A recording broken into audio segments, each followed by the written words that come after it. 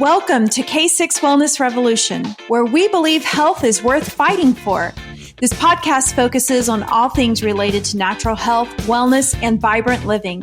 We know your time is valuable, and I'm honored that you're spending some of it here. So get ready, because the Wellness Revolution starts right now. Welcome back to the K6 Wellness Revolution podcast. I'm Sharon, traditional naturopath and family nurse practitioner, owner of K6 Wellness Center, where we blend trusted expertise, compassionate care, and a passion for helping you achieve optimal health. Because wellness isn't just a goal, it's a revolution.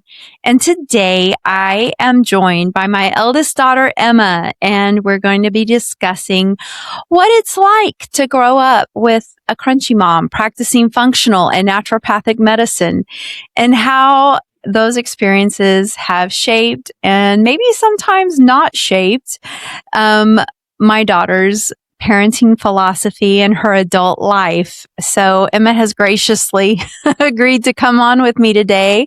Elena's on vacation. We miss her, but this is a really fun opportunity that my producers had the creative idea to say, let's talk to your daughters. And so this is going to be a lot of fun. Emma is, I'm not going to say how old Emma is because it's Nunya. It's personal information. She's old enough to be married, and she has 3 beautiful children. And she is married for 11 years now, right? Mm-hmm. 11 years. 11 years. And you tell us about you. I'm not going to do it. Okay. Tell us about your family. Okay. And your whole life. Yes. I have 3 kiddos. The oldest is almost 8. I have a 5.5-year-old and then an almost 1-year-old. And I stay home and homeschool them and just try to be the best crunchy mom I can. You do a really good job, I will say. I have a lot of help. Yeah. It takes a village or a tribe. Mm-hmm. So one thing it's fun. We have a very unique living situation because Emma and her husband and kids live here in Dallas, and my son-in-law is nuts in the best way possible. And so we've finished raising our children in Dallas. And when our youngest graduated from high school, we sold our house and we got land a couple of hours out. And so we ranch. And during the week, though, of course, my practice is here in Dallas, and my son-in-law had the bright idea that I should stay with them during the week. So we practice multi-generational living at Emma's house, and we love it.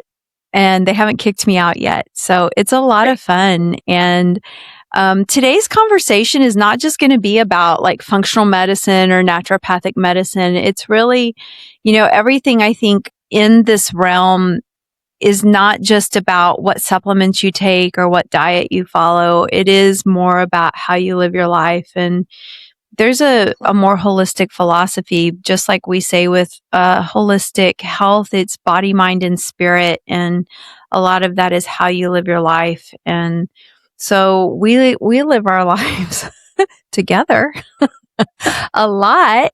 And definitely there's a lot of together time, and it's a lot of fun. I love being with my grandbabies Monday through Thursday. It's a really sweet time. But Emma was my firstborn. I was a baby when I had Emma, and she survived a lot of my mistakes, and she still speaks to me, and for that I'm very grateful.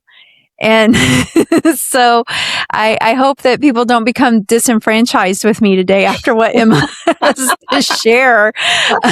Bad stuff.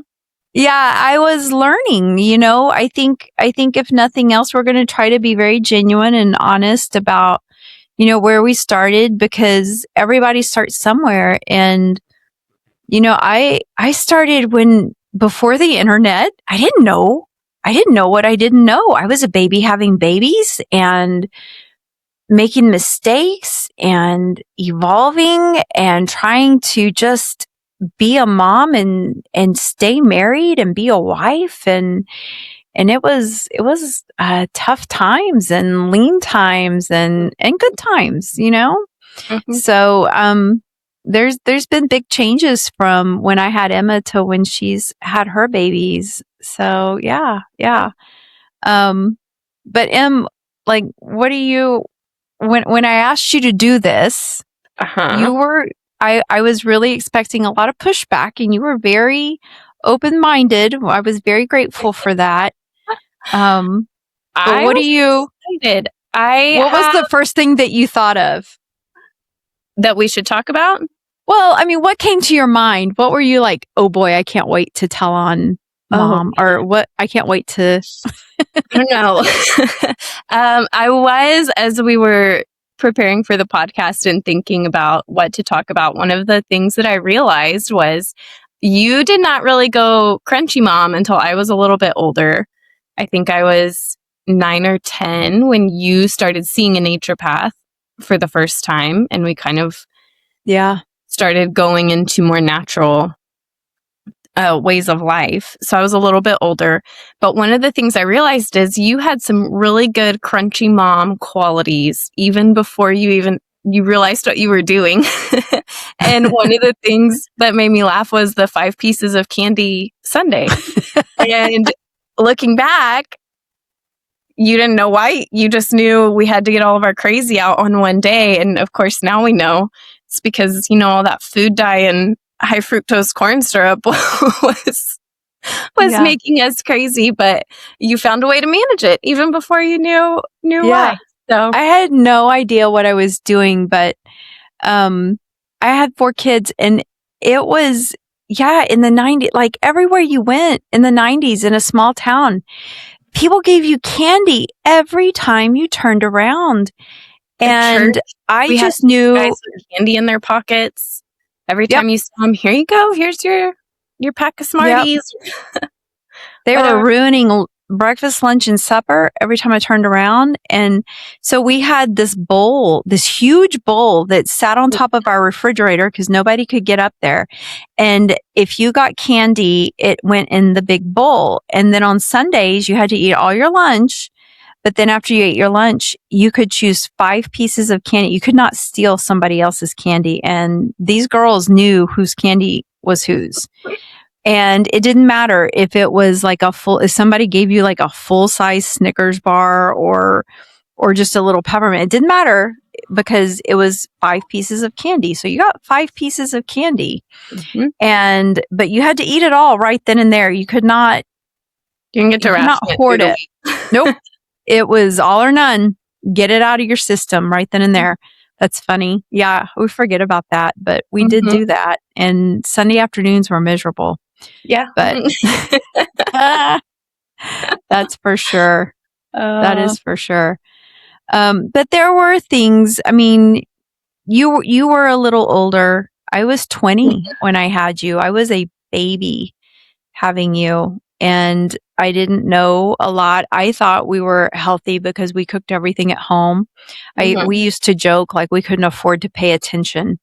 You know, we had nothing. So we did everything from scratch. We'd figure out a way to make it at home. We would just Mhm. make do with what we had, but things were very different, and I was very sick. And one thing I was asking you was, do you remember me, because I homeschooled all of 4 of my daughters all the Mhm. way through, which was an experience that I have always said there are very few things in my life that I have felt really called to do.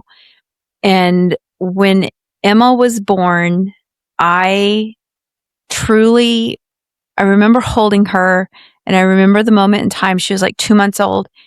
And I remember thinking, there is no way I am going to let somebody else educate this child. There's no way I'm going to let somebody else tell her what to think and how to perform. This is my child and my responsibility and my privilege. And I am going to make her the best version of her that she can possibly be. And I'm going to give her every opportunity I can. The end. Now you And have 4 independent, strong-willed kids to show for that. Boy, do I. But and I have no regrets. And I didn't know that homeschooling was a thing. I'd never heard of the word. And I didn't know that if it was legal or illegal. I just remember telling my husband, I'm not letting her go to school. There's no way. But I was raised in a border town where gangs were a big deal and there was a lot of violence. And I think that probably helped shape, my worldview on school because I went to public school. So homeschooling was something I came to know. And then I thought, oh, there's a word for it. Oh, that's awesome. And started teaching my children at home. But I asked him, I was like, do you remember the years that I was so sick because it was through my own health issues that I came to naturopathic medicine? But I homeschooled from bed. There were months where I was so weak and so tired and so fatigued that I couldn't get out of bed. But I knew I still had to teach my children. And so I would just stay in bed, and we had a king size bed, and I would make all the girls just pile up in the bed and we would do school that way. And there were times I had to have a nap every day, and this would definitely put me on CPS's radar today. But I would tell Emma, because she was the junior mama, I would say, I'm going to take a nap. I need you to wake me up at 3:00, but don't just wake me up. Don't leave me until my feet are on the floor and I've acknowledged you. Like I know that you know that I'm up and I'm getting up. And she was really good. And Emma's like, I don't know if I remember that. Do you remember any of that, Emma? I don't remember you homeschooling us from bed as much. And I don't know if, again, because I was a little older, so my school was a little more independent at that point. Mm-hmm. But I do remember you taking a nap every day because I think I was probably thrilled to be in charge of, everything. And so, but I do remember that. I remember keeping the girls, we would have to be quiet, and I would try to keep them on one side of the house, and then, waking you up and making sure you were up. And then I remember giving you a hard time, like when you couldn't move your arms, when you had a lot of pain and we wouldn't be able to drive anywhere. Yeah. I remember that too. Yeah. There were times I could not even hold the bottom of the steering wheel to drive us to town. Mm-hmm. And so we just stayed home because we weren't going anywhere. Those were not the good old days, that's for sure. But I was thinking about it and I was like, I wonder if Emma remembers this. And so hopefully I'm going to get each daughter on for a turn. And you talk about setting yourself up as a parent for embarrassment. It'll be payback, I guess. I probably deserve it. But I remember stuff that we did that were like utter failures, as far as diving into natural health and naturopathic things. Like, I remember my husband, your dad, making like a cough syrup. And he thought, syrup of 2008, I think that was. It was so far along, he should have known better, but he didn't measure anything. And he was convinced he was making some magic elixir, and it was like onions and honey and lemon and whiskey, but he didn't measure anything. And I think somebody threw up eventually. It was awful. And then there was one point, we had started making kombucha, and that was fun till the dining room became a brewery. And so many glass jars lined up with scobies floating on top. Oh my gosh, there were so many scobies. That was fun. And one of my memories of the early days was when I became very convicted about the microwave. And so when we moved into Dallas, I said, no more microwave. Absolutely not. We're not doing this anymore, because we'd quit using it, but it slips in. If something's there, it's a temptation. And so I got rid of the microwave.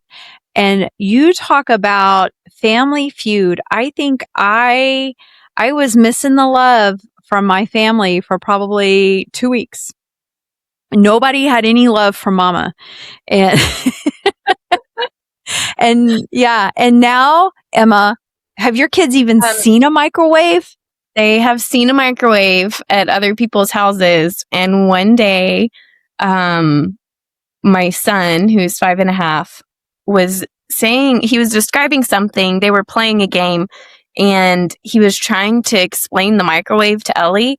And he said, that box, it's the box that we've seen at so-and-so's house. And it just heats your food up. You just put it in and press the button and it and I laughed so hard. And I said, they don't even know what a microwave is or the name for it. So we're parenting win. So, and good job.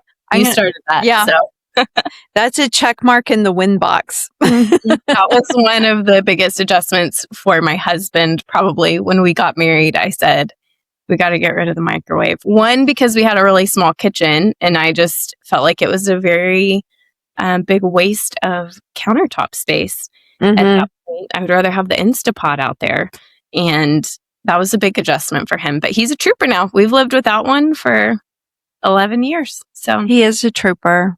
He is a great son-in-law. He has set the bar high. And then gluten-free. I mean, there used to not be like gluten-free blends of flours. We were constantly trying. You had to buy the almond flour and the rice flour and the tapioca starch and the potato starch. And you had to mix it up. And then you had to listen to everybody's comments about how terrible everything tasted. Lots of very dense breads and cookies and cakes. Yeah. And Sprouts was the only health food store or natural. Yeah. Well, it's come a long way. Just, if you didn't want regular milk, it was soy milk, which we were pretty anti-soy at that point. We knew that was bad. Yes, that it was not good, but rice milk was your option. Well, rice milk, it's water. It's just colored water. That's all it is. And, yes, we've come a long way in 20 years. I have started to tell my kids now that they're a little older, they just don't know how good they have it with their gluten-free and rice crackers. That was the only gluten-free crackers, I think, at that point. They were pretty bland and cardboard. Yeah. That's always my encouragement to clients today is that, hey, it has never been easier to be gluten-free. If you have to be gluten-free, if you have to be on a restricted diet, there's never been an easier time because really you can go to almost any grocery store in a metropolitan area and you can find something gluten-free. The information, the knowledge is out there. Amazon ships everywhere. And so, yeah, you can find lots of things. So, yeah, there's a lot to be said. And my favorite gluten-free crackers, because I eat 100% gluten-free and my daughter does too. So then as a result, most of the family, but our favorite gluten-free crackers, every time I put those out with a charcuterie board, when we have company, it's everybody's favorite cracker. What crackers are these? Where did you get them? And then tell them, well, they're, gluten-free almond flour crackers. And people are always surprised. Yeah. Yeah. Simple Mills, right? So good.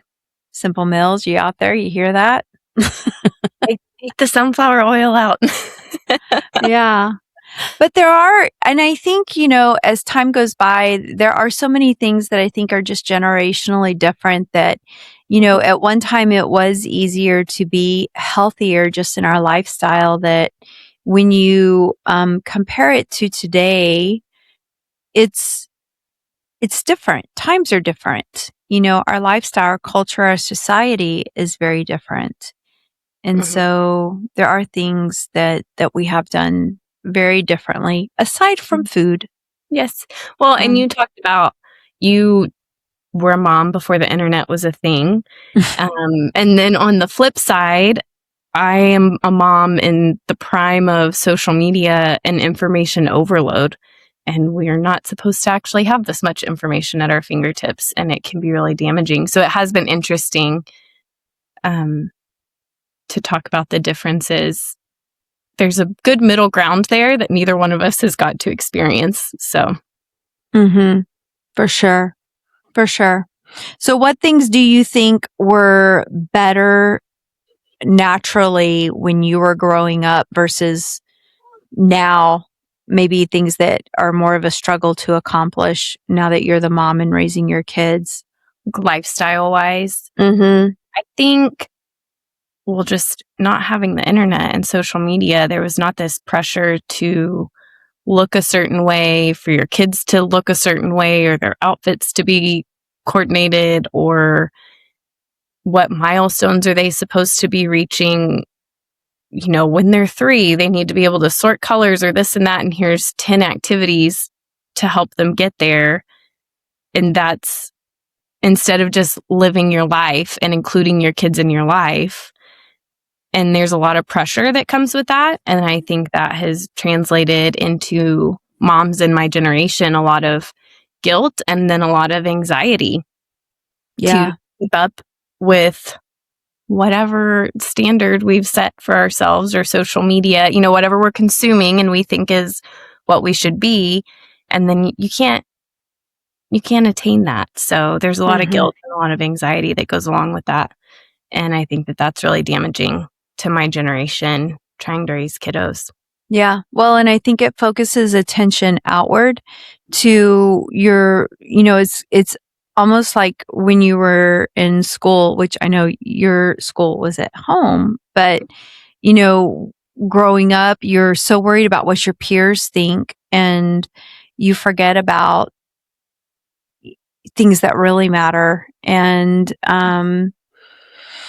it can be very detrimental to personal relationships within your family. I know one thing I always was hard on y'all about was being a friend to your siblings. I always told my girls, I said, if you cannot be kind to your family members, then you don't know how to be a friend, and you'll never have real friends because you've never proven yourself. And at some point, you're going to piss off the whole world. Excuse my language. And the only people left who will have anything to do with you are your family. And how are they going to feel about you if you've treated them terribly? And so interpersonal relationships, I think, are really important. And yeah, in the age of digital, in the age of social media and, reels and Instagram and this false reality we've created, it's really hard to stay centered in what is real and what's going to be more permanent, right?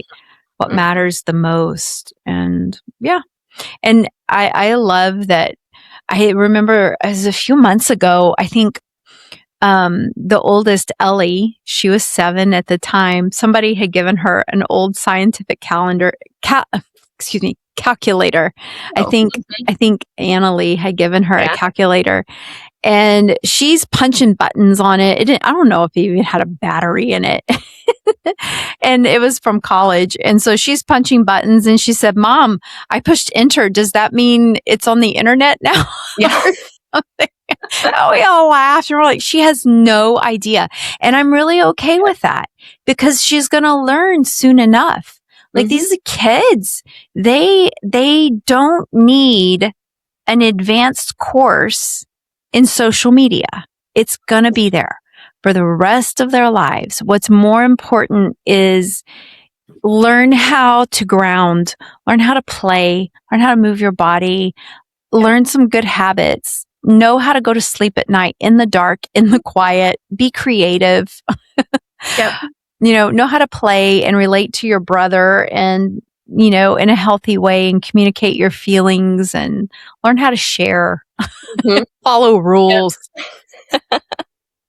Yeah. Something that I was thinking of, because I'm homeschooling my kiddos now, and when we were in elementary school, we had typing. What was the typing program? Mavis Beacon. And we had to learn how to type. And I was kind of looking ahead at what we needed to add in next, and something came up about typing, and I went, You know what? No, because for us, we were learning this new technology and trying to adapt, and my kids are just going to be inundated before we know it. So I'm intentionally keeping them off the any kind of computer or keyboard for right now, because it's become too much a part of Yeah. their life. And they're so creative. I love it. I love Mhm. it.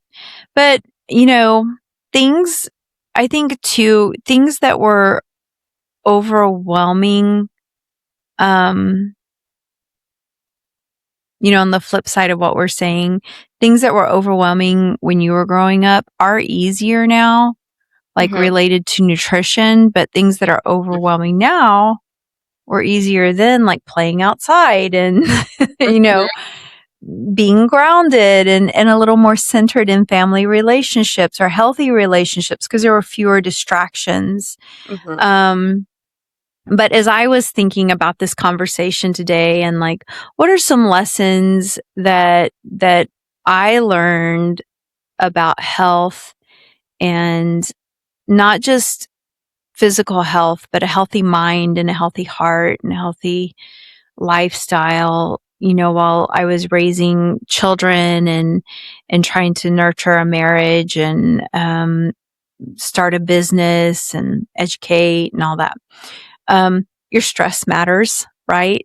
Mhm. And you being a firstborn, I've always been a high achiever what do they call high performers, and y'all tease me mercilessly. Like the other day, I don't know which one of you said it. Mom, what would you do if you couldn't take a class?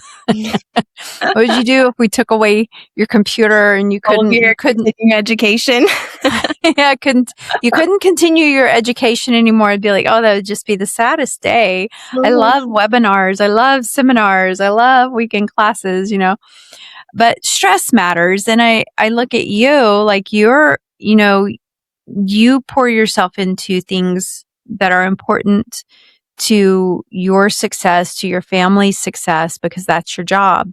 Mhm. And that is important. But I think back, one of the things that, like, health wise, and it's been very important to me as I deal with adolescence, was when you were an adolescent hormonally, we were probably exposing you to a lot of things that we didn't even realize we were exposing you to. Mhm. But I'll never forget the day I got a phone call. I think you were probably 15 years old and you were working and you had fainted, you'd passed out, and you worked where your father worked. Thank And goodness. he was freaked out, because you fell like a tree. And I think you'd hit your head on the tile. And Mhm. I said, ask her if she's eaten today. I promise you she has low blood sugar. Because you were thin as a rail and you just there I knew you were hungry. I knew that you needed protein or something. Mhm. But I can see where you recognize that once it was pointed out to you. Now, why it never occurred to me to like make that a thing in our day-to-day life, I don't know. But I see where with your kids, you at 7 and 5, they know what low blood sugar is. Yes, they do. My daughter had her first low blood sugar incident not that long ago, and we were getting ready to head out the door to a rehearsal for a wedding that she was the flower girl. And I was doing her hair, and she said, "Mommy, I'm dizzy and I feel funny." And I initially just freaked out, and she said, "My tummy hurts." And I'm thinking, oh no, we got whatever stomach bug, we picked up, and now the weekend's ruined. And then it hit me because she said, "I'm hot." And I said, "Oh, sit down," grabbed an applesauce pouch, and she was good to go. And so I yes, taught her about blood sugar. And then she spent the rest of the weekend telling people that if you have low blood sugar, eat sugar right away and then protein. So she's now educating, all of her friends on low blood sugar. So You got to know. gotta know. You got to know better to do better. But yeah, it is funny, and so it's interesting to watch your kids do it. And for the way that you feed them is definitely better than I didn't know, when I first started. No, but you More, do better with more yours. knowledge. Yeah. But then even with relationships, relationships matter. And that's Mhm. something, the lessons that I learned. Relationships do matter. Not all relationships are redeemable. You know, um, there are times where you have to count the cost, and sometimes you have to decide what are the priorities, and you have to figure out what are what are my priorities, who am I most responsible to, and what do I need to do. And you know that's something that I watched, my kids and their relationships definitely do in a more mature manner than I was ever able to do at their age. And that's a part of being healthy, is Mhm. having boundaries, you know? And so I think that's important. And then I think the realization too, as I was thinking about the differences between when I was raising kids and watching you raise kids, and even watching your sisters as they're just, being adults, is that perfect diets don't always equal perfect health, and it Mhm. doesn't equal, healthy kids. Mhm. But it doesn't give us a reason to ignore a perfect diet, or, you know, not a Right. perfect diet. It's not, because it's not about perfection, right? Right. But it's just Um, one piece of the puzzle. it is, and Not it's an gonna make or important break piece your of the health. puzzle, Mhm. because there's that adage that you see that's like you can't out exercise a bad diet, Mhm. or whatever. And it is true. Mhm. I do believe that's true, but you do have to eat a healthy diet, and you're never going to have healthy kids if you don't do a healthy diet. But Right. it's not about being perfect, but Mhm. healthy habits are definitely more important than perfection. Mhm. And I think for us too, one of the big things that I love seeing carried on is family dinners. And we used to spend hours Mhm. around the table. Yeah, Sunday Hours. afternoons. Sundays were family dinner day, and family meant whoever was in town that weekend and whoever you wanted to bring with you. Um, and those were really fun. What if the reason you're so tired isn't just because you're busy? If you're dealing with low energy, brain fog, inflammation, or hormone changes, it might be time to try something different at K6 Wellness Center.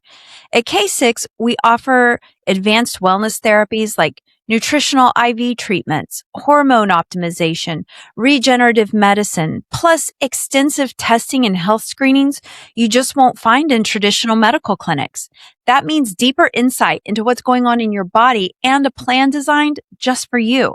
So if you're ready to stop pushing through, just trying to survive the day, and start living your very best life feeling healthy and strong, visit us at k6wellness.com to set up a free discovery call, or call 214-352-7546.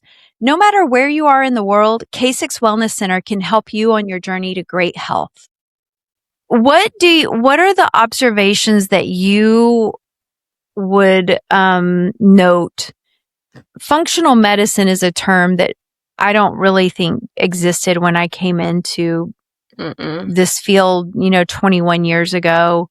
But what are the changes that you've noted in 20 years, 21 years? 20 years.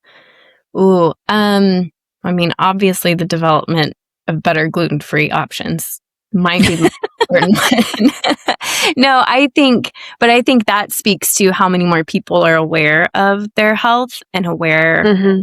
of their diets and how they're eating and how they're treating their body. I think the medical system has failed so many people, and they realized there was more to it. And there's this whole movement too of going back to ancestral eating and all of that. And so I think people just have a bigger awareness. And so that's helped drive product development. I look at even just the difference in when I had Ellie 8 years ago versus having a baby in the last year, how far things have come, how many more natural-minded pediatricians there are. There was like 2 choices with Ellie, and now there's so many. Mm-hmm.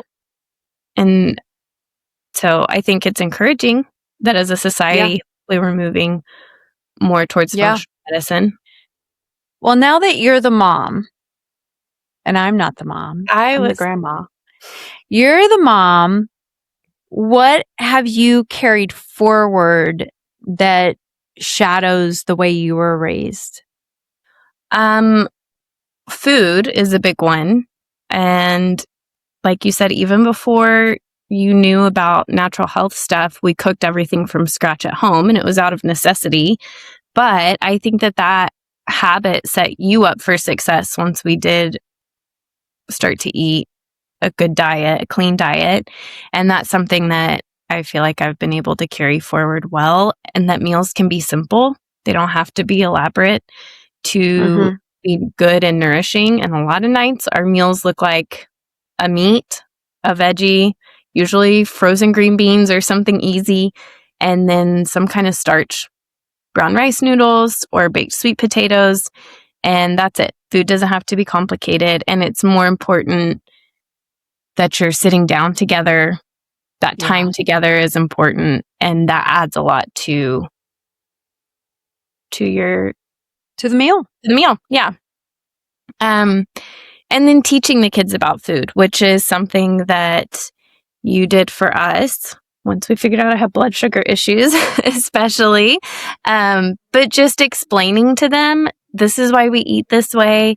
You know, protein stabilizes our blood sugar, but it's helping you build muscle. You know, I have 2 boys, and muscles are a big deal. How big do my muscles grow? Let me go do 10 push-ups. Are they bigger now? You know, it's important. Yeah. So protein builds muscle. And then that we need to eat avocados and good fats because that helps our brain grow. And carbs give us energy. It's good to eat these, you know, this pasta and these potatoes. And I think teaching them, you raised all 4 of us, and all 4 of us now eat well and have all live independently. And so we choose to do that. And I think it's because of the way you included us. And so I'm trying to do that with my kiddos. And part of that is having them cook also. So they're in charge of their own breakfast and they help us cook. You bake with them a lot. They love baking. Yeah.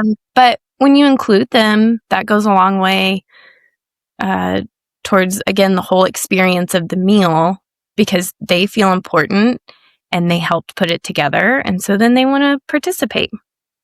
And I just have to say, there's nothing more rewarding than going in the kitchen and seeing a 7-year-old in front of a wolf range, like a restaurant size range. And she is doing it. Like she's just cooking away, and she knows she does not need help. She's got it.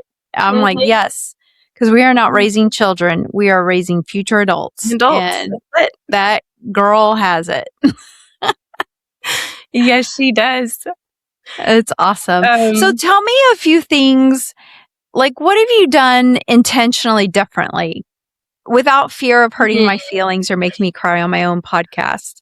Well, no, it's funny because I was thinking about this, and I don't think there's so much that I've intentionally said, well, mom did it this way, and I'm definitely not doing that. I think a lot of the things I do differently are just because we know so much more now than we did 20 years ago when you started this. And so it's not we're very different personalities. We are very different personalities. So we are not as rigid with our daily schedule. Like you. I'm very rigid. About we get up, we get dressed, which we do that. We get up, I make the kids get dressed, we eat our breakfast, we start our day, but then I'm okay to let us, you know, we'll just go where the day takes us. And that is not my style. No, as they get older, the day goes where I take it. Yes. As they get older, we're starting to be a little more regimented, especially as they have more activities and things that we're working around. But yes, probably a little more laid back in that aspect. I can't think of anything anything else major. Like I said, I think everything that I'm doing that's different is just building on new knowledge that we have What or do you feel resources like? that are available. Yeah, I think your generation parenting has challenges that I never faced. I mean, obviously, we've touched on social media. Mm-hmm. I mean, I remember the first cell phone we gave you, where your dad read you. He said, "This is my phone. It is for my convenience." Mm-hmm. I Yep. mean, and that was when you paid per text message, right? Like it wasn't Mhm. unlimited text or anything like that. But what do you feel like are some parenting challenges you have that we did not have in the realm of how it affects health, both mental, social, and physical health? Mm-hmm. Well, I think kind of not to keep harping on social media, but we've tried to replace personal relationships with screen relationships, and Mm-hmm. or that's where we're getting our advice and our information, and that's just not healthy because it's really easy to post a very curated set of information or images online. It's a lot harder to do that in real life. So I think it's harder to find community. um, you have to be very intentional. Where I remember growing up, you would take us to the park and, oh, here's a new friend, and you meet the new friend, and then, tomorrow we're going for a play date at their house. And that's not that's not as much of a thing anymore. People are a lot more guarded, I think. And so I think that that's a challenge, is finding a good community. And once you find it, hang on to it and help build it, because it does matter. It's very important. Yeah. When we moved a couple years ago, we moved a little bit further away from the church that we were attending at the time. But for us, it was worth it to stay plugged in because we had found a great group of people who were raising their kids in a similar way, and wanting to homeschool. And so that's a choice that we make, to drive further for church and for extracurriculars to where our friends are, because it really matters to us. Mm-hmm. Um, so I think that's a big one. I think the comparison, which again comes back to social media, does my house look a certain way? Do my kids look a certain way? Are we doing all the right things? Did we check everything off the summer checklist? Um, and it's easy to get caught up in that. I would say getting off social media is the best move. I did that recently, and it Yeah. was very good for my mental health. So, Yep. I got off social media in 2017 and I've never looked back. mhm, It has been really liberating. I mean, I'm apparently on, obviously, through my business, but I mhm, don't manage it. And people go, "Oh, I saw your video." I'm like, "Oh, really?" I don't know what you're talking about. And I'm thrilled. I'm glad it's out there. But yeah.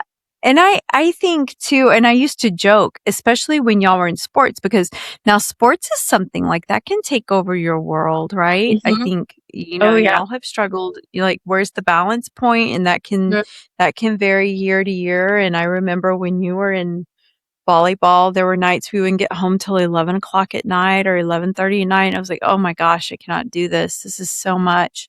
But, I used to say we are homeschool rejects because we don't fit a profile. We are doing our own thing. We are out mhm, here, like when we lived on the ranch up in the panhandle on the farm, it was like, how fast can you get your schoolwork done? And you and your sister would saddle up your ponies. And it was before cell phones, or cell mhm. phones were there, but we We had couldn't afford them. walkie-talkies. You had walkie talkies, and I would let y'all saddle up. You took canteens and backpacks, and you got on those Mhm. stupid little ponies, and Yep. y'all would go right out. We were on 5,000 acres, and y'all would go right out. God knows what you did, but you came home. And now, I mean, can you imagine letting your kids do that? And So, Katie, your sister, she talks about jackknifing her first trailer at age 8 because we had her driving a 3/4 ton pickup, pulling a horse trailer at age 8. on the ranch. And you think about things like that, and it's like, yeah, people won't do that anymore. No. And it's a different life, but it's healthy. It's healthy to have experiences and challenges and to grow your brain and to grow your muscles and to be outside and to have adventures. And, kids are capable of so much. And, They are. yeah. Kids are capable of a lot more than we give them credit for. I read something really interesting one time, especially with boys, about staying a step ahead to help teach them responsibility. And it's really hard to do in today's society. We kind of want to cater to kids, which is great. We want to give them a great childhood, but like you said, we're raising future adults. I want them to be capable adults. And some of that means that right now, we're not just going to have this kid-centered life where you are carefree with zero responsibilities. You have to learn responsibilities and you have to give them challenges, and they love challenges and rising to the occasion. So, Yeah. Yeah. Yeah. And understanding that challenges can even be health. Like, you're not always going to feel good. Some days you're going to wake up and things aren't going to be hunky dory. Yep. And you're going to figure out what makes you feel good and you're going to go with it. Yep. But also, I think, there's this whole argument about the hygiene. Are we overly hygienic, or, do we need to be more hygienic? But I don't believe health should be another source of stress for families. No. I think it's something we have to balance out. And there's a lot that can get wrapped up into that. Whether, it's vaccines, or do we go to, this person's event because so-and-so's not vaccinated, or so-and-so was sick last week, or, whatever. There's just so much, and it's so polarizing now, and everything is such a big deal. Nothing's easy anymore with health. And I think helping kids to understand that health is more than, do you have a fever? It's how you live your life. And I think the more you get out and the more experiences you have, and I think a lot of that is being outside and doing things and getting your hands dirty, and Yes. go home and take a bath, please, and wash your And hands after you do use the a bathroom. parasite cleanse once a quarter. Yes. Yes, please. Yeah, I have found, and I remember as a kid being very frustrated because you would say, go outside and don't come inside until it's dinner time, or I will tell you when you can come inside. As a kid, and especially because I would rather be inside reading a book or something. You're such a bookworm. And so that was especially torturous for me. And now as a mom, there are days I'm like, go in the backyard because I am trying to keep my sanity and I can't take the noise anymore. But it's important. And I notice on the days that they're not outside, whether it's because it's just bad weather, so we weren't able to go outside, or I just didn't prioritize it that day. We got carried away doing something else. It makes a difference, especially with my son at bedtime. His energy level is much higher. So outdoor time is very important. Yeah. Yeah, for sure. What is one supplement you always have in your house? Enzymes. Yay! Good answer. And silver gel, silver drops. Yes. Yes. Yeah. All the things. And your kids know what it's for. Yes. What is one thing that I made you eat as a child that you didn't like, but now you appreciate? Brussels sprouts. Love it. What's your favorite way to eat Brussels sprouts? Ooh, you have to chop them up thin. You can't cook them whole. Half isn't even enough. You got to chop them up thin and then roast them in the oven. Almost every vegetable is 10 times better roasted in the oven. With just a little olive oil and seasoning. Yep. What is one thing you swore you'd never do, but now you do it? I think if you had asked me, as a naive new mom, I would have said I wasn't going to be as strict with some health things and with food, and then out of necessity from my daughter's health challenges and then my own, we're very strict with our food.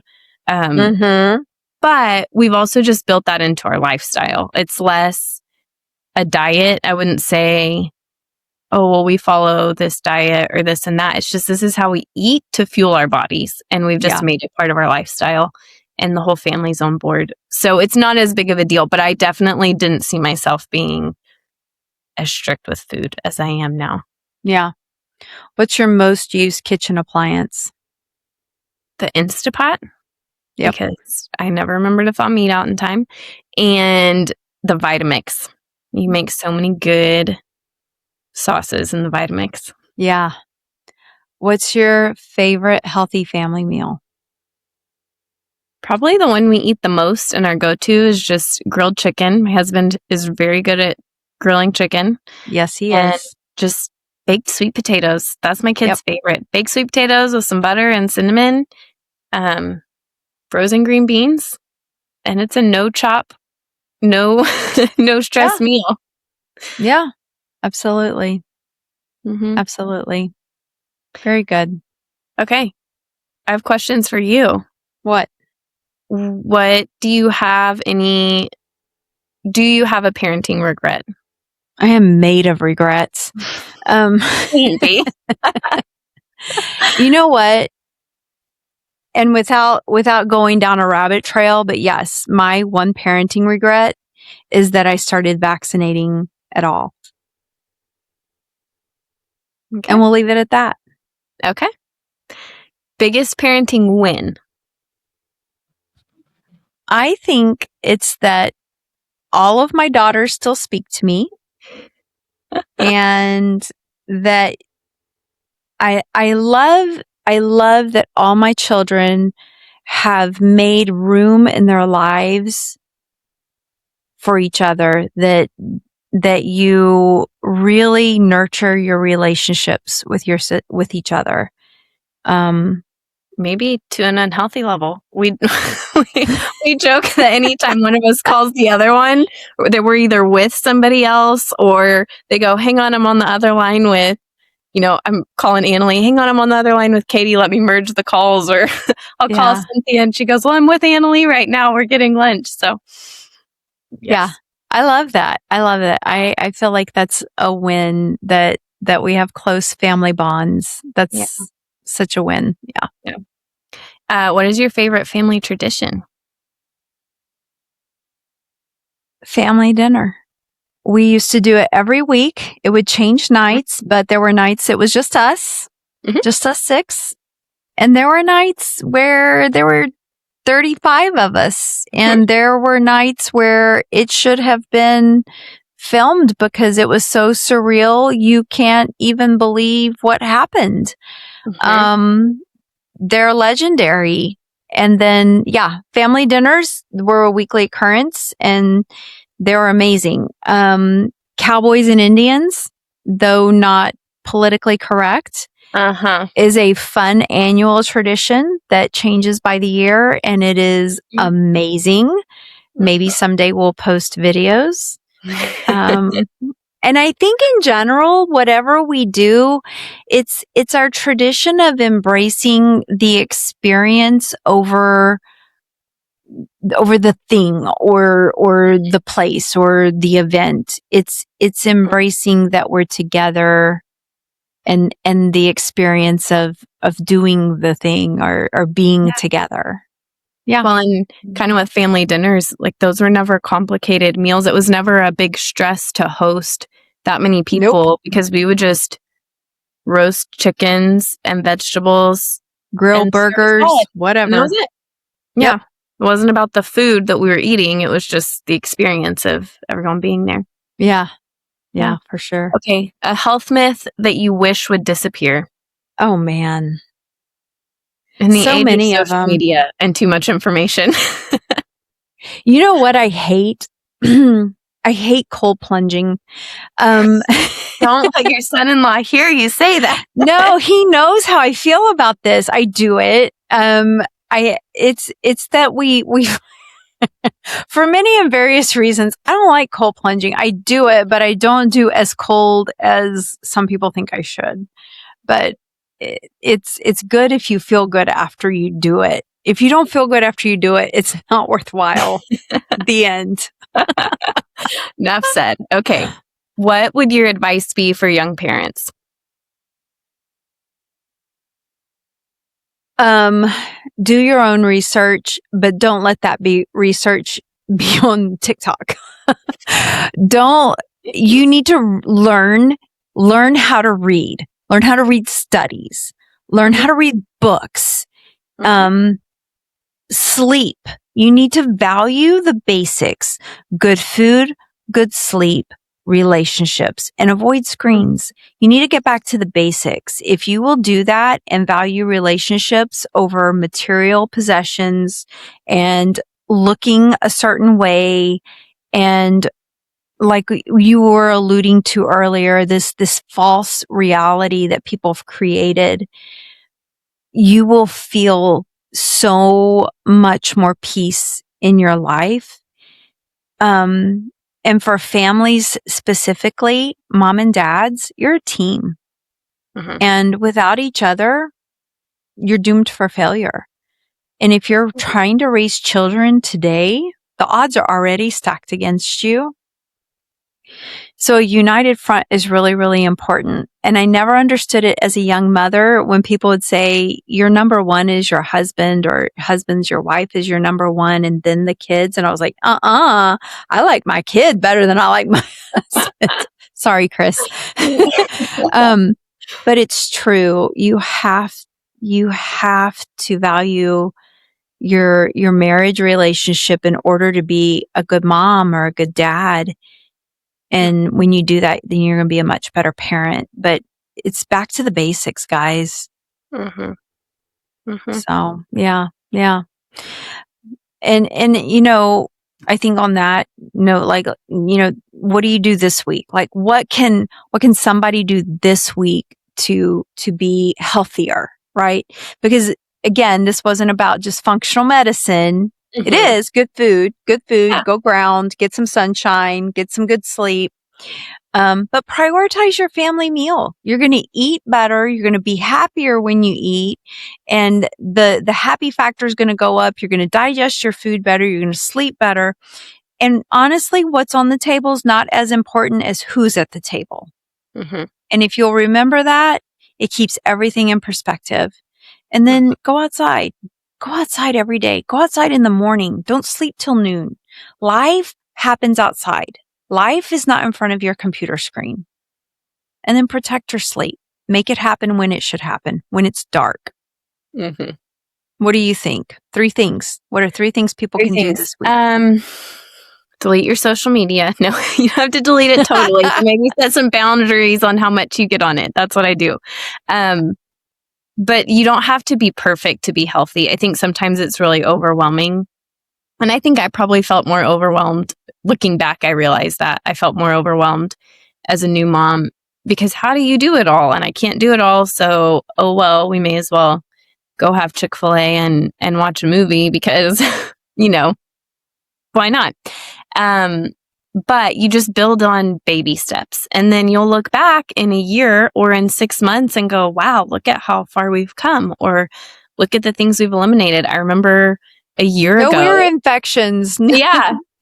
A year and a half, maybe, or it was probably closer to 2 years ago.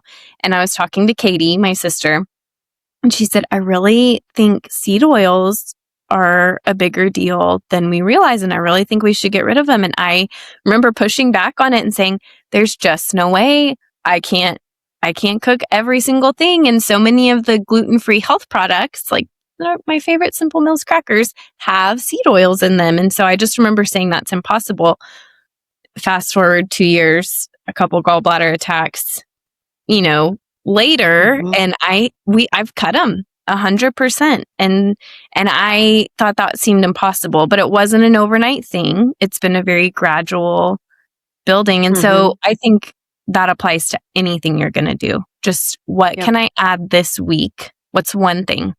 Let's have one family dinner and have a protein and a veggie, or just start adding a veggie to your kids' lunch. Don't just let it be a sandwich and chips. Just add a veggie. You don't have to take anything